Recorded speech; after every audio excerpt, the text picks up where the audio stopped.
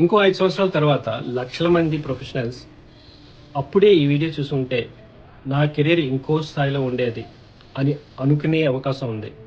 ఎందుకంటే ఈరోజు జపాన్ తీసుకున్న ఒక డెసిషన్ రేపటి హైరింగ్ మార్కెట్ని పూర్తిగా మార్చవచ్చు. ప్రస్తుతం అందరూ మాట్లాడేది జపాన్ భారతదేశంలో 1 ట్రిలియన్ పెట్టుబడి పెడుతోంది. న్యూస్ ఛానల్స్ పెట్టుబడి గురించి మాట్లాడుతున్నాయి, ఇన్వెస్టర్స్ డబ్బు గురించి మాట్లాడుతున్నారు. కానీ హెచ్ఆర్ అండ్ రిక్రూట్ ప్రొఫెషనల్స్ మాత్రం వేరే విషయం చూస్తారు. ఎక్కడ పెట్టుబడులు వెళ్తాయో అక్కడ జాబ్స్ వస్తాయి, కొత్త స్కిల్స్ అవసరం అవుతాయి, కొత్త కెరియర్స్ ప్రారంభమవుతాయి.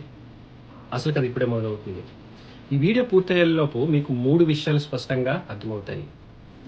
జపాన్ ఎందుకు భారతదేశాన్నే ఎంచుకుంది, రిక్రూటర్స్ ఈ వార్తను ఎందుకు చాలా సీరియస్గా తీసుకుంటున్నారు, ఈరోజు తీసుకున్న ఈ నిర్ణయం మీ కెరియర్ని వచ్చే 10 సంవత్సరాల్లో ఎలా ప్రభావితం చేయవచ్చు. ఇది న్యూస్ వీడియో కాదు, ఫ్యూచర్ ఆపర్చునిటీస్ అనాలిసిస్. ఒక ప్రశ్నతో మొదలు పెడదాం. భారత్ ఎందుకు, చైనా ఎందుకు కాదు, వియత్నాం ఎందుకు కాదు, ఇండోనేషియా ఎందుకు కాదు? దీనికి సమాధానం కోవిడ్ సమయంలో మొదలైంది. ఫ్యాక్టరీస్ మూతపడ్డాయి, షిప్స్ ఆగిపోయాయి, సప్లై చైన్స్ దెబ్బతిన్నాయి. అప్పుడు ప్రపంచ కంపెనీలు ఒక విషయం అర్థం చేసుకున్నాయి: ఒకే దేశంపై పూర్తిగా ఆధారపడడం ప్రమాదకరం. అందుకే చైనా +1 స్ట్రాటజీ ప్రారంభమైంది. అంటే చైనాతో పాటు ఇంకో మ్యానుఫ్యాక్చరింగ్ హబ్ కూడా ఉండాలి. ఆ జాబితాలో భారత్ వేగంగా ముందుకు వచ్చింది. కానీ చాలామంది ఒక పెద్ద విషయం మిస్ అవుతారు. ఫ్యాక్టరీ అంటే ఫ్యాక్టరీ జాబ్స్ మాత్రమే అనుకుంటారు. అది పాత ఆలోచన. ఈరోజు ఒక ఫ్యాక్టరీ వస్తే AI engineers, automation experts, cyber security teams, cloud engineers, HR recruiters, finance, project managers, digital marketing agencies, consulting firms, ఇంకా వందల రకాల ఉద్యోగాలు, వ్యాపార అవకాశాలు కూడా వస్తాయి. ఇది కేవలం మ్యానుఫ్యాక్చరింగ్ కాదు, ఒక పూర్తి ఎకోసిస్టమ్.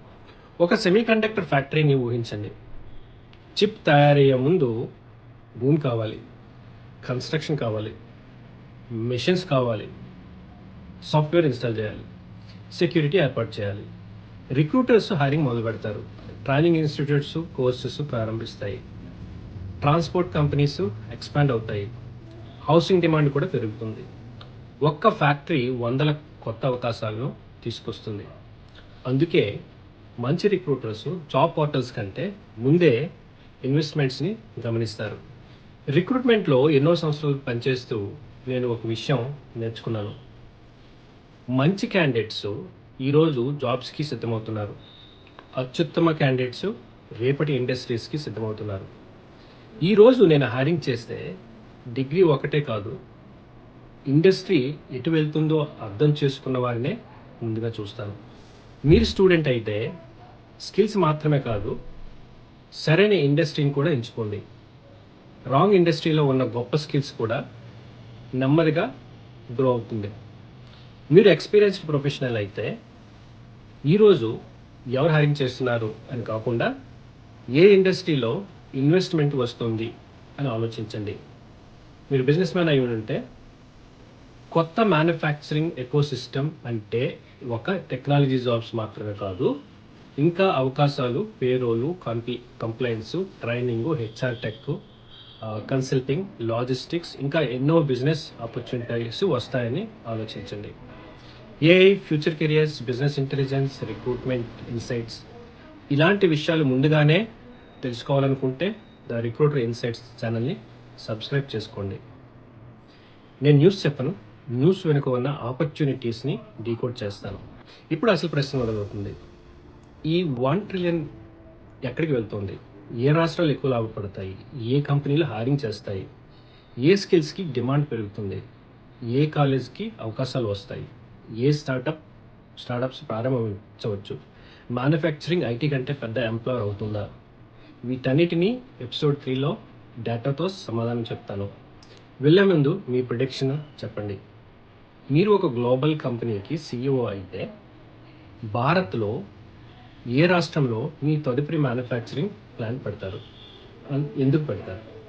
కామెంట్ చేయండి. అప్పటి వరకు న్యూస్ని ఫాలో చేయకండి. ఆపర్చునిటీస్ని ఎక్కడ వెళ్తున్నాయో ఫాలో చేయండి. నెక్స్ట్ వీడియోలో కలుద్దాం. అంతవరకు సెలవు. Thank you.